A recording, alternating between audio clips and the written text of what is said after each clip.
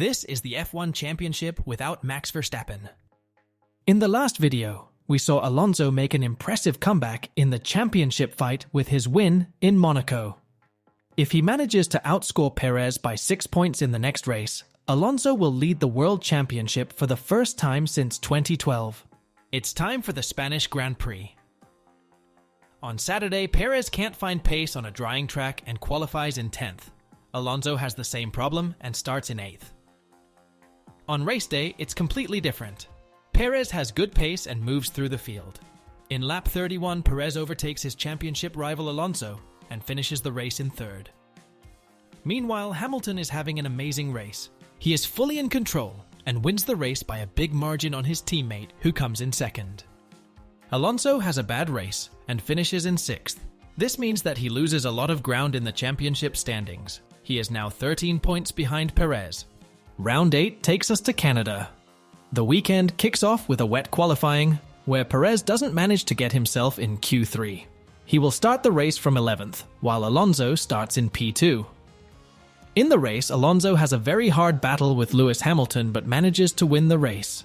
Perez, on the other hand, has a terrible race and can't even keep up with the Ferraris. He finishes 5th, which means that Alonso makes a big comeback in the standings.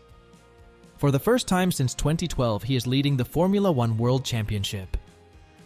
And as the leader in the championship, Fernando Alonso arrives at the Red Bull Ring for the Austrian GP. In qualifying, Sergio Perez drops out of Q2 because of track limits, but takes pole in the sprint shootout.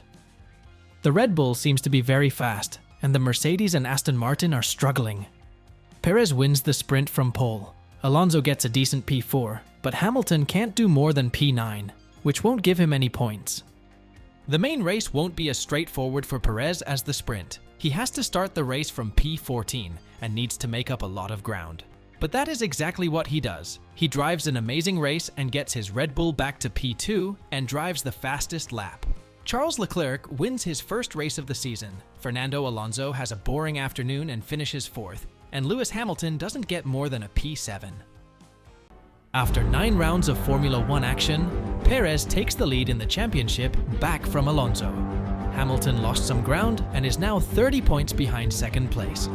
Can Alonso keep challenging Perez? Like and subscribe for part 4 of the F1 Championship without Max Verstappen.